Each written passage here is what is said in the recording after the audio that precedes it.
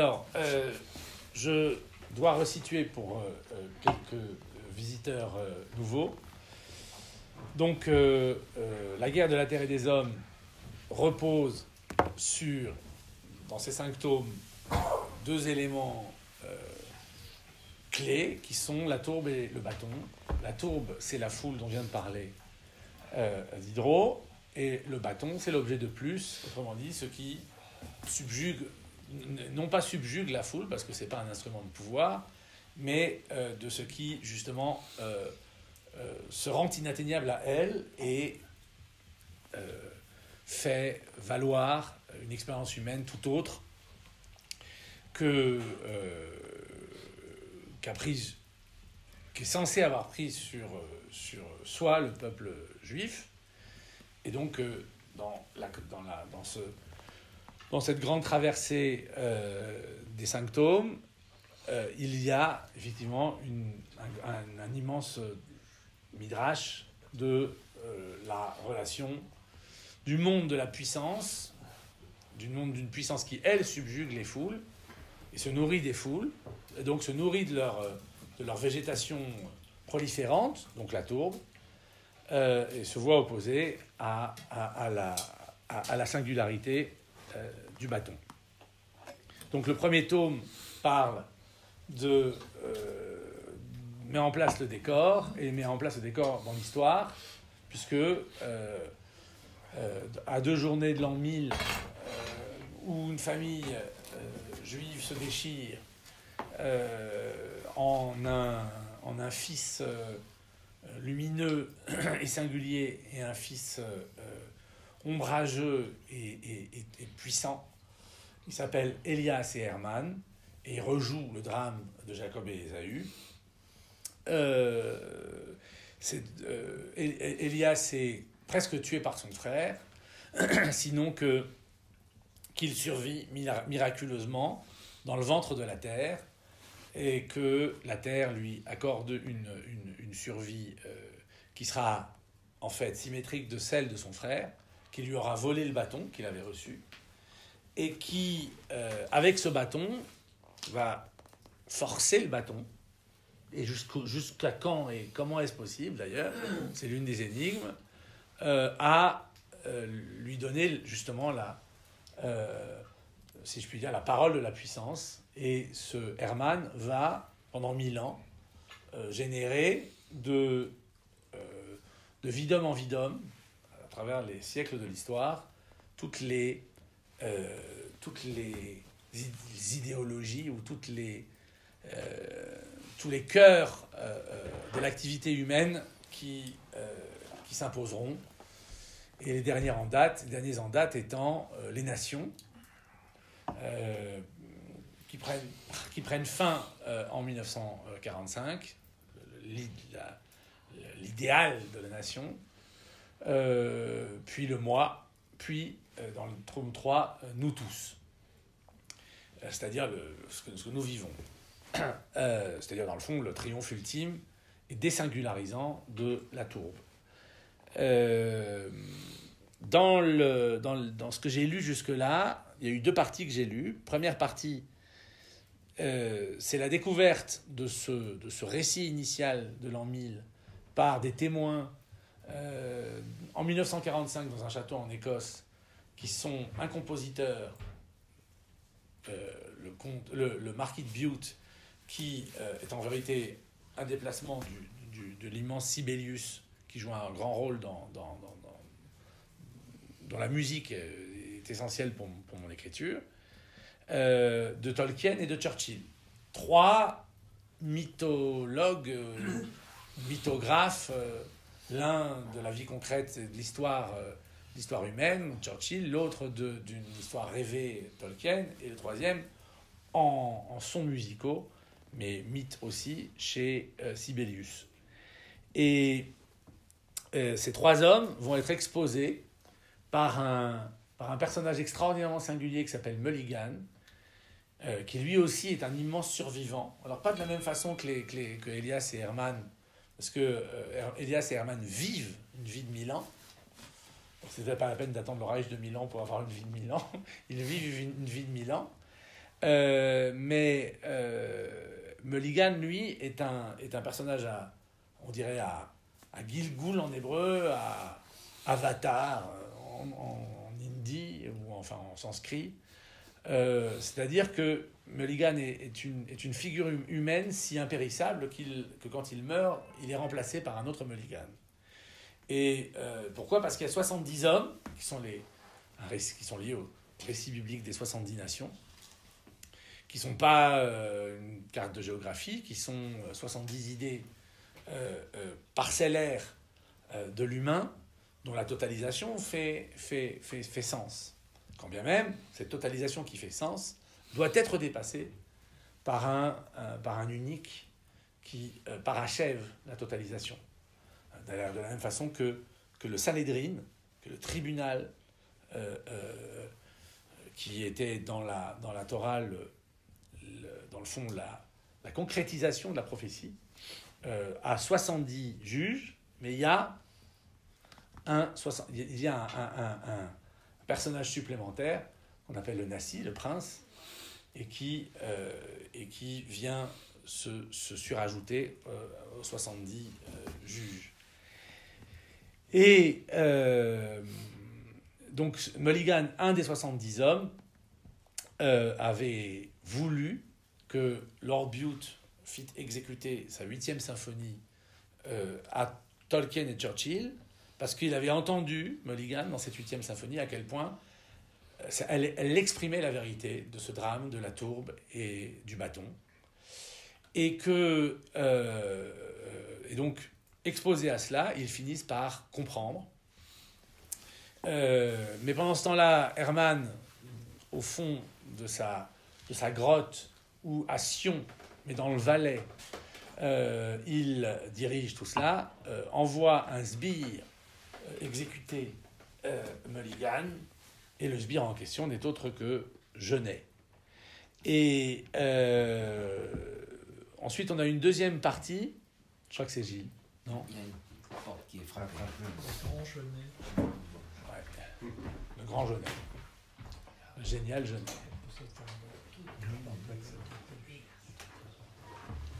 Coucou. La deuxième partie est une coupure dans cette narration, et elle interpose une petite histoire personnelle, celle d'un petit père jésuite qui va être, lui, l'émissaire du pape noir des jésuites auprès d'Hermann. Il va donc faire l'expérience traumatisante d'Hermann, ce petit jésuite qui rencontrera au début de cette deuxième partie Walter Benjamin à la Bibliothèque nationale, avant qu'il parte pour sa dernière destination, pour Port-Bou, puisqu'on est en 1940, et que Benjamin lui aura livré un conte qui serait sa propre méditation sur l'histoire. Ce petit jésuite va à la fois révéler ce qu'il en est de ce grand monde de la puissance jésuitique, mais aussi vivre un destin très particulier, parce que il était juif de naissance, et il va jouer un énorme rôle dans le tome 2, mais ça vous le verrez plus tard. Et donc là, c'était lui qui était le narrateur de sa propre histoire, c'était une narration à la première personne, et donc on revient maintenant à nos personnages de la première partie, qui étaient donc Churchill, Tolkien et Bute, et on va les voir dans cette troisième partie, partir maintenant vers l'Est à la recherche de ce qui fait le cœur de la prédication de Hermann au monde, et qui est le plus absolu paganisme. Donc c'est la plus absolue négation du bâton, pendant qu'un autre ira aussi rendre visite à Hermann. Tout ça, c'est donc un voyage vers l'Est, à partir de Mount Stuart, où on était coincé dans toute la première partie, et qui va faire traverser une Europe détruite par la guerre en 1945 à ces trois personnages. Mais en attendant... En Rolls-Royce, quand même. En Rolls-Royce, oui, évidemment. C'est la fameuse Rolls dont tu parlais hier. En attendant, il y a une petite transition qui s'appelle le relais des narrateurs. Et donc, je vais vous lire 10 pages, comme d'habitude, 2 chapitres. Le petit relais des narrateurs et le début de nos personnages après avoir vécu l'expérience traumatisante de cette révélation de la tourbe. Le relais des narrateurs, partout le 8 mai 1945. Quand le monde change, un certain effet se produit sur les mots, sur la prononciation même. De Londres à New York, de Berlin à Paris, les hommes pansaient leurs plaies. Les corps étaient encore rouges des contusions des batailles et des tortures de la cruauté. Chacun, empressé d'oublier les slogans et les raisons hurlées de cette guerre, tournait la page. « Je meurs sans haine en moi pour le peuple allemand », écrirait bientôt Louis Aragon, qui ne s'apprêtait nullement à mourir d'ailleurs. Surtout, reprenant ses esprits, croyait-on, l'avenir seul comptait, et l'incertain brouillard du possible suffisait à les occuper tous, des dernières chaumières du Yorkshire au taudis moscovite. Toutefois, ils ne savaient pas qu'une formule précise les avait tous saisis. Cette formule, elle a été dite par Hermann, et ils l'ont entendue, nos copains, dans la première partie, et c'était « je mets fin à la femme, j'achève l'amour, je mets fin à je sais pas quoi, à l'esprit, j'achève l'esprit, je mets fin au... Bref, je ne sais plus à quoi il mettait fin, c'est très mal d'ailleurs. Mais ça se terminait par « je commande le moi pour la vie à venir ». Et donc c'est ça qu'ils ont entendu. C'est le prêche fameux de vie en vie d'Hermann. Toutefois, ils ne savaient pas qu'une formule précise les avait tous saisis, ainsi qu'on peut figer au passage, dans un regard porté sur un paysage, le moindre tremblement d'une feuille, le moindre roucoulement d'une tourterelle, ou le plus ample vol des hirondelles. C'est que, tout unique qu'ils se croient, ils n'en formaient pas moins un tout. Dans la grande nécessité qui les rythmait, leur langue s'était profondément altérée. L'accent, surtout, avait bougé. Ceci, les poètes le savent, l'accent et la prononciation comptaient bien plus que les idées. À Paris, une gouaille populaire allait s'éteindre dans les faubourgs.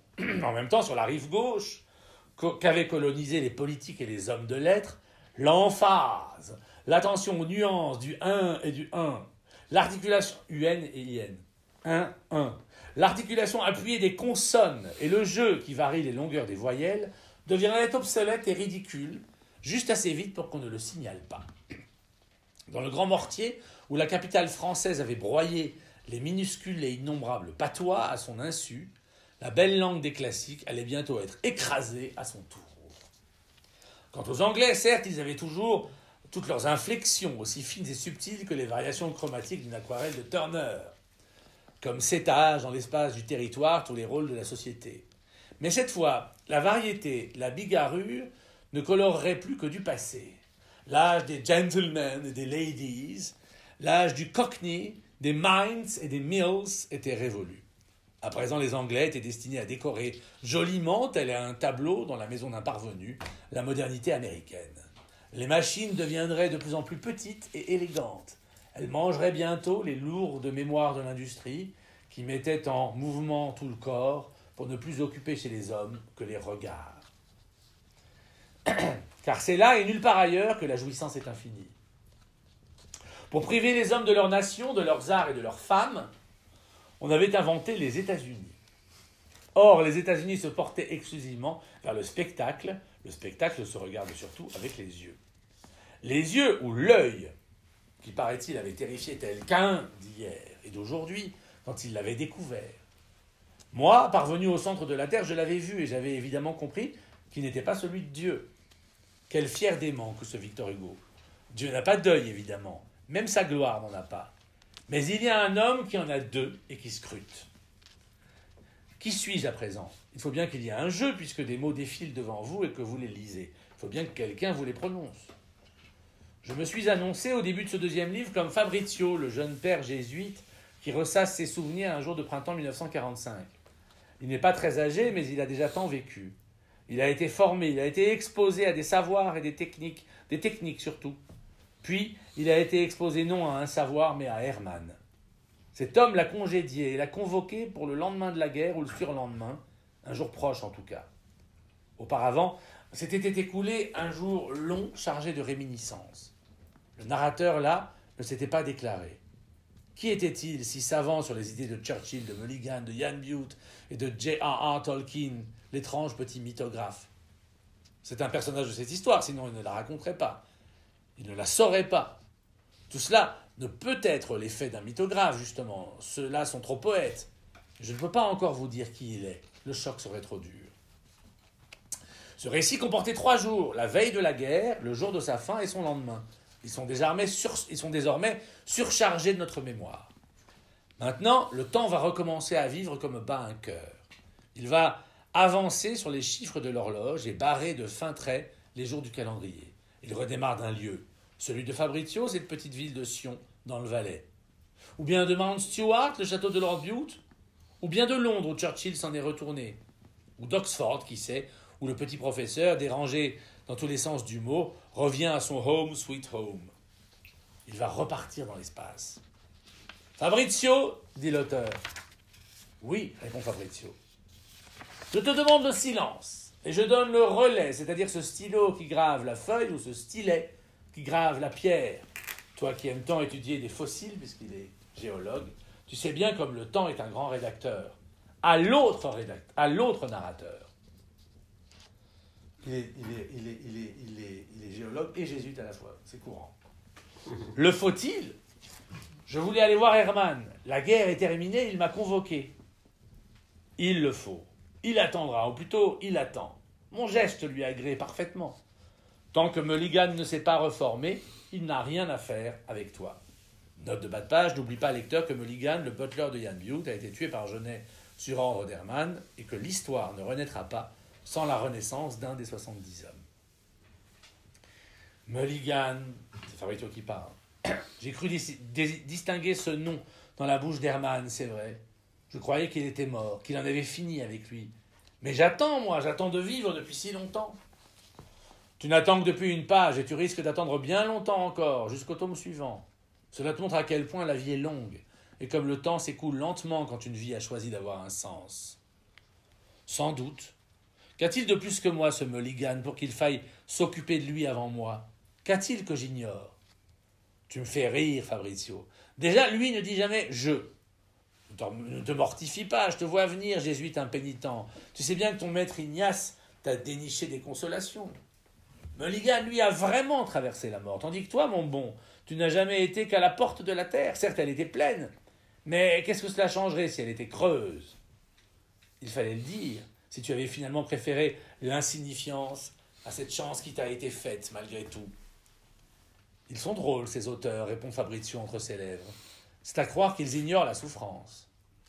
Il y a un temps d'attente, puis au bout de quelques minutes, « Narrateur, dit l'auteur. »« Oui, répond le narrateur de la première partie. C'est l'heure de se remettre au travail. Réveille Churchill, Tolkien, Stuart Bute et tous les leurs. Une minute est passée, il est temps de reprendre notre marche. » Bien, c'est dommage. J'ai aimé attendre.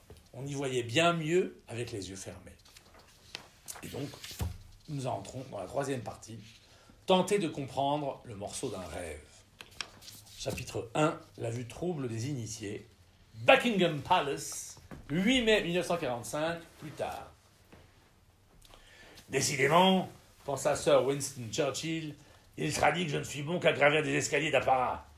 Ils ont pourtant la même tête, la même livrée, la même raideur, continuait-il en contemplant l'alignement des domestiques aussi parfaitement régulier que les basses d'Alberti dans une sonate de Haydn. Sir Winston Churchill ignorait tout des basses d'Alberti, comme beaucoup de choses concernant la musique, mais il y a bien quelqu'un qui sait tout, ou qui du moins sait qu'il n'y a rien à savoir, il paraît qu'il habite à Sion. Sir Winston accéléra le pas, espérant distancer l'angoisse indescriptible qu'il avait ressentie dans la tourbière. Il était tard. La veille déjà, le roi avait salué la foule. Sa femme, souriante et charmante, jetant de petits gestes dans des directions où elle feignait avec une exquise courtoisie de reconnaître quelqu'un dans la masse agrégée. Lui, en grand uniforme, orné de médailles et d'écussons, agitant le bras tout entier dans des moulinets qui ne visent personne et ne visent que soi, telle est la transcendance monarchique. À l'arrivée de Sir Winston, un gros valet rougeau hurla « The Prime Minister !» sans aucun effet sur le rituel de la famille royale. Là-dessous se tenaient 2 millions d'êtres humains. Tout de même, pensa Churchill, c'est grâce à moi qu'ils peuvent remuer du cubitus. Soudain, alors qu'il pénétrait sans y avoir été invité sur le balcon, un mouvement se fit. Dans la foule, une clameur nouvelle, un « ah » plus grave que le « oh » que pétrissait la royale extrémité. La reine lui adressa un radieux sourire qui lui mit le rouge aux joues, comme je suis bête. Puis le roi, s'inclinant en avant, accueillit son hôte sur le balcon. Churchill eut l'impression fort désagréable qu'on le posait quelque part, un peu à la façon dont on rempote un vieux géranium usagé. Il ne fut plus capable que d'un sourire gêné vers la foule. « Ah !» dit la foule. Churchill alors se souvient. « V for victory ». De quelle victoire s'agit-il déjà ?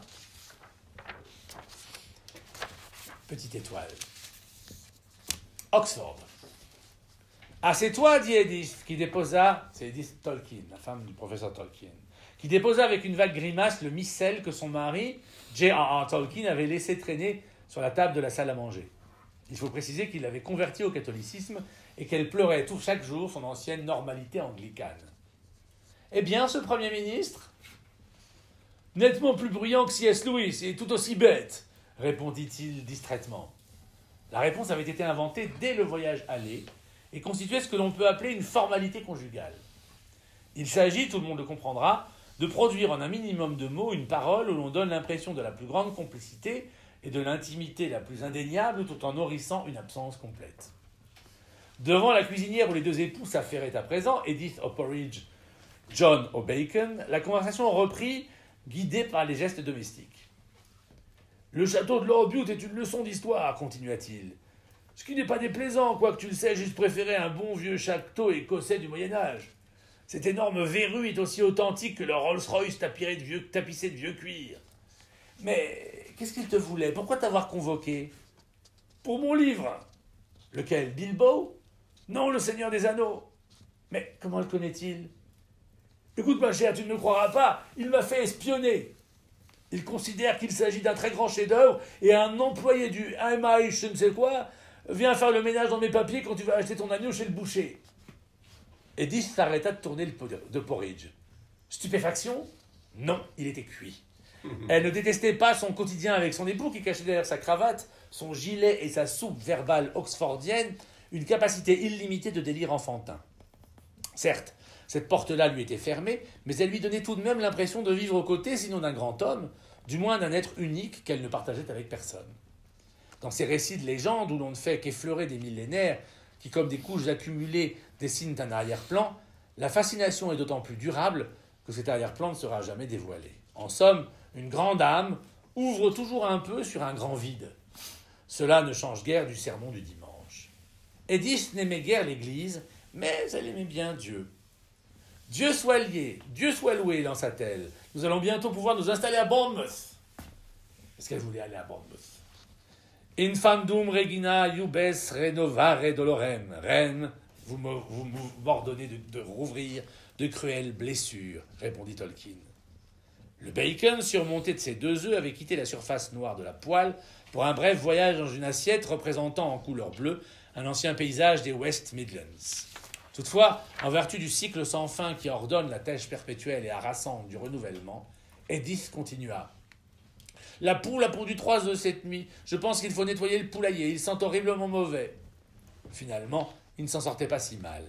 C'était encore 2 heures volées à Minas Tirith, mais il avait été capable de faire comme si rien ne s'était passé.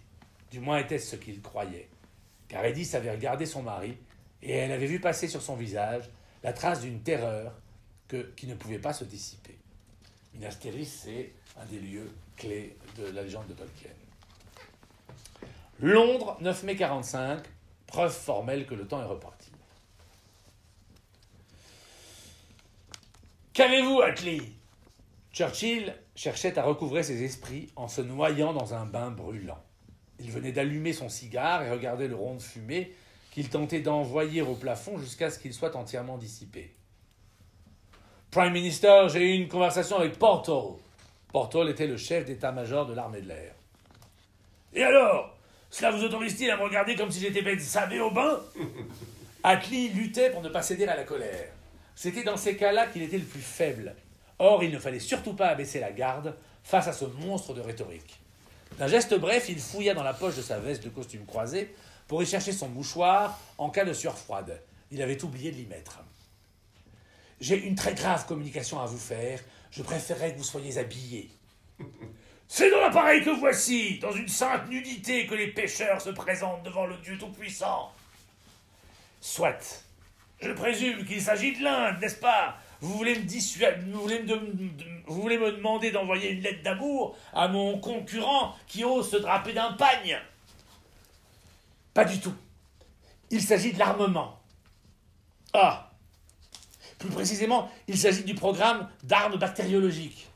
Eh bien, j'ai appris au cours d'une conversation fort instructive avec le général Portal que vous aviez poussé à la fabrication de stocks d'anthrax et qu'il s'en est fallu de peu que vous ne bombardiez unilatéralement l'Allemagne sans même en avertir Roosevelt et celui que vous appelez plaisamment Uncle Joe, à savoir le tsar de toutes les Russies socialistes soviétiques.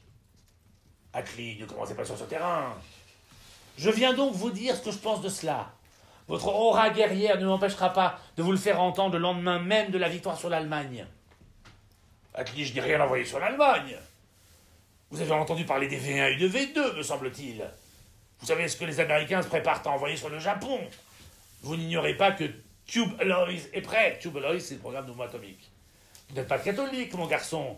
Rassurez-moi, le parti travailliste n'est pas le paravent de Saint-François. C'est très simple, Churchill. Ce que je dis ne souffre aucune contestation. Truman est un plouc américain. Ce qu'il s'apprête à faire prouve que, de son point d'observation, le monde tout entier est la scène d'un western. Il n'a pas d'autre modèle que le général Custer et prend Hirohito pour un Cheyenne. Bien vu, Attlee, très juste. Le grand homme me félicite et je peux donc m'en congratuler. Mais stop!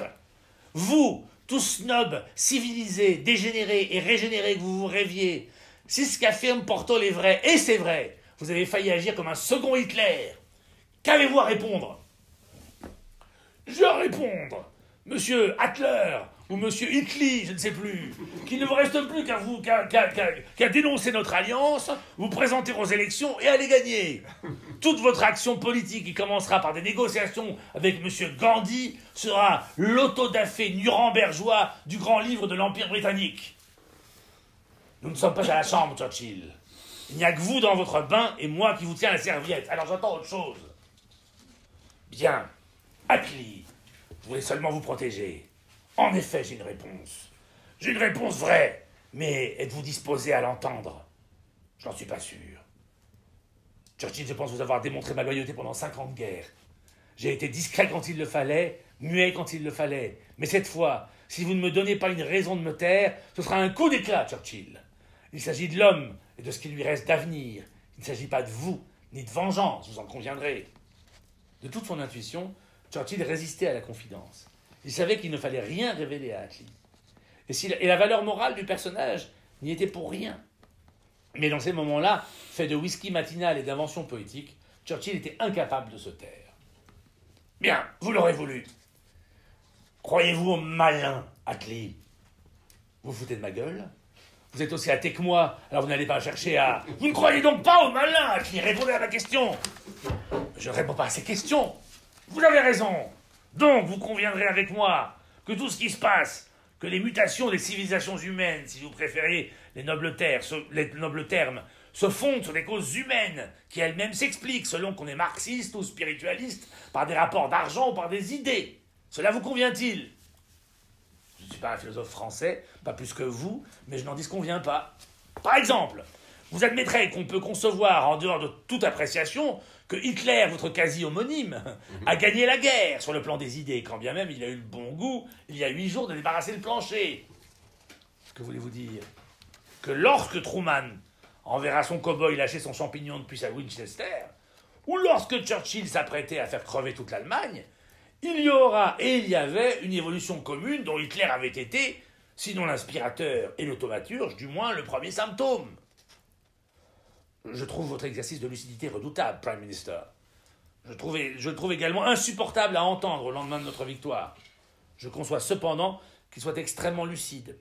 D'après vous, Hitler a gagné, et vous avez gentiment suivi la règle du jeu qu'il a énoncée. Mais comment osez-vous croire que l'enchaînement des événements vous disculpe? Mon cher Attlee, je crois que ce que je viens de dire est un tissu de mensonges. Une monstrueuse simplification. Je crois que ce que je viens de dire m'incrimine si facilement que ce ne peut pas être, que ce n'est pas la vérité. C'est pour cette raison que je suis venu vous voir. J'attends précisément autre chose de vous.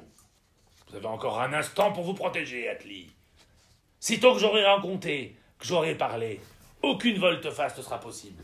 Vous serez face au vrai pour l'éternité, du moins autant que Dieu vous prêtera vie. Cessez. Donc, j'attends. Il habite Sion. Un temps très long, puis en Suisse, dans la région du Valais. Qui?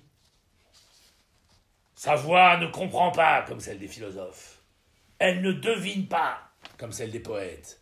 Atli, cette voix comment? La victoire de l'Allemagne, la victoire de l'Angleterre ne sont rien de plus que le combat des fourmis et des termites. Rien de plus que des insectes à balayer pour nettoyer la maison. Le monde que nous croyons habiter n'existe pas, Atli. Les nations sont un rideau de fumée. L'Angleterre, l'Allemagne ne sont pas des rêves, c'est de l'hypnose appliquée. Qu'est-ce que vous me racontez? Je vous ai dit, Atli, vous avez le secret, maintenant il faut le comprendre. Vous êtes complètement fou. Sûrement pas, gronda Churchill, qui se dressa telle une statue de Néron. Après avoir foudroyé du regard son vice-premier ministre, il aboya « Serviette !» Churchill, vêtu bien vite de sa large robe de chambre, mit la main sur l'épaule d'Atli et lui dit « Il va falloir écouter mon récit, Atli. J'ai même une preuve pour vous. Elle m'a été révélée par la voix que j'ai entendue hier soir dans la tourbière du château de Bute. » Il conta, il narra son secret. Il noya Atli sous ces paroles qui sortaient de lui comme un fleuve. Il lui fallait partager avec un homme de bien ce lourd fardeau dont il avait maintenant la charge. Atli rongea son frein. Il fut d'abord stupéfait, puis bouleversé par la beauté de ce qui naissait dans la bouche de cet homme si étrange, si journalier et parfois si génial. Puis il sortit. Les voitures roulaient dans la rue et les façades étaient debout. « Il a menti », prononça doucement Atli, les paupières lourdes et le regard étrangement éteint. Mais un bref instant, il avait pensé ceci. Il y a dans le monde un objet de plus. Et on retourne chez Tolkien. Cette fois à Oxford, pas à la maison. Tolkien n'avait jamais été aussi heureux de se rendre à l'université. Il devait donner un cours sur Beowulf à 2 étudiants qui avaient choisi d'écrire en extra à leurs examens, c'était donc la future concurrence, un mémoire sur le sombre héros. Que de fois il avait relu ces pages, que de fois il avait médité, bien plus que dans son récit, la forme et la musique de chaque mot. Cette langue avait représenté pour lui, avec d'autres, le finnois, le vieux norrois et son cher mercien qu'il destinait au Rohan, dans le Seigneur des Anneaux, l'Éden de la pureté linguistique. Peu importait à présent. Ce n'était pas ce qu'il pensait qui comptait, c'était au contraire de se libérer de ses pensées. Il fallait absolument que son esprit soit diverti. Et rien ne lui paraissait plus divertissant que de s'enfoncer dans des études morphologiques sur l'évolution des noms propres. Dans les terres des hypothèses et des conjectures, on peut feindre de construire un savoir, alors qu'on habite, et qu'on le sait, au-dedans d'un épais brouillard, en voisin du merveilleux dragon. Me draper dans le brouillard, pensa Tolkien en ouvrant lentement la porte de son petit bureau, qui grinçait délicatement. Il aimait d'un amour sans limite les pierres taillées qu'il venait de contempler dans les couloirs, ainsi que les boiseries qui tapissaient son bureau. L'administration les lui avait offertes dans une parfaite indifférence administrative, mais pour le Don d'Oxford, elle avait la munificence des grands rois de jadis. Soudain, il fut heurté par 2 silhouettes qui passèrent la porte. Un blond, un brun. Cravate, bien sûr. « Good morning, Professor Tolkien. » Of course. Mais quoi? Ils ouvrent leur cartable, ils sortent des liasses de papier, ils sortent Beowulf, ils sortent l'Oxford Dictionary. Ce sont des étudiants. Étrange, le temps semble avancer à son rythme normal pour eux, puisqu'ils parlent. Quant à Tolkien, il répond. Il entend parfaitement leur voix, mais ce qui le stupéfie, c'est qu'il entend aussi la sienne, qui énonce des discours. Les échanges se déroulent. Ils parlent, ils répondent. Ils questionnent, interrogent, manifestent leur ignorance. Ils complètent, formalisent, tranchent et affûtent leur esprit. Ils sont parfaitement affairés et les minutes deviennent 2 heures. Pourtant, Dans le vaste brouillard où les phrases se distribuent d'une bouche à l'autre, et dans ces deux étudiants qui rient, cherchent, pensent et donnent toute la mesure de leur effort intellectuel, Tolkien, terrifié, découvre qu'un soupçon s'est emparé de lui depuis le premier instant, et que tout ce qu'ils agitent et travaillent en est hypothéqué. Car aussitôt qu'il les avait vus dans l'embrasure de la porte, il s'était dit « Tiens, voilà 2 orques ». Note de bas de page, chez Tolkien, créature du mal, née de la torture de créatures angéliques par le Seigneur ténébreux, puis produites en masse au moyen de la technique et non de la procréation. Aussitôt, l'irruption de son secondary world suscita chez lui un violent mouvement de résistance, mais il n'y put rien. Mulligan n'était pas là. Dire qu'il lui manquait, que son humanité manquait, que la vérité manquait. Elle, qui avait si évidemment animé toutes ses paroles, contrairement à ses jeux universitaires, qui n'étaient pas seulement douteux, mais lui apparaissaient comme un mensonge à présent. Il aurait voulu que Mulligan lui expliquât. Lui ou un autre des 70 hommes d'ailleurs, pourvu qu'ils fussent de vrais hommes, si rares, si introuvables. De vrais hommes et non des pantins sortis de la tourbe, fût-elle anglaise. Aurais-je cru, un jour, que je me lamenterais de la perte d'un Français ? Tolkien était horriblement seul. Jusque-là, dans sa solitude et sa misère, il s'était pensé inférieur à ces hommes, qui savent si bien épouser l'ordre des choses, la moralité et la normalité. Il ne le croyait plus. Les normaux sont des orques. À présent, l'homme était rare. Ce qui abondait, c'étaient les peuples, et les peuples étaient entre ses mains celles du prêcheur de Sion, Valais. Sur eux, la voix d'Hermann s'exerçait. Se formula alors ce qu'il avait compris. Les peuples ne sont jamais présents, toujours ils sont déjà passés. Ce mot bizarre le frappa. Il raisonna longuement en lui. Il comprenait pourquoi tout s'était parfaitement déroulé, alors qu'il n'avait rien écouté de l'exposé des 2 orques. Il mesurait que pour la plupart, nos discours, nos échanges ont déjà été prononcés, que nous les colonisons à notre tour comme des Bernard l'ermite. Dans le vaste dictionnaire de l'humanité se trouvait finalement moins d'entrées qu'on ne le croyait. Ils jouent un rôle écrit avant eux, prononcé avant eux. Passé, c'est cela, moins des passants que des passés. Et lui, le vieux Don d'Oxford, un pied dans l'histoire et un pied dans la langue, se découvrait enragé contre ce qu'il avait chéri plus que tout, ces siècles d'une histoire qu'il ne pouvait plus séparer d'un atroce mensonge. Voilà, pour aujourd'hui.